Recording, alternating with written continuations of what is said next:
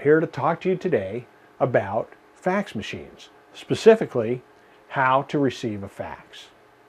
The most important thing when receiving a fax is to make sure that your fax machine is plugged in properly to the phone line.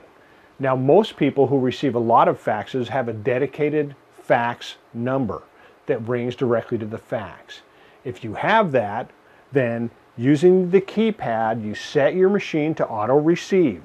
If you don't know how to do that, refer to your owner's manual. Once you've set your machine to auto receive and you have the phone line properly connected, the machine will automatically turn on when the phone rings, will answer it, and will print out the fax. If, however, you are using only one phone line, then you have to set your machine to manually receive.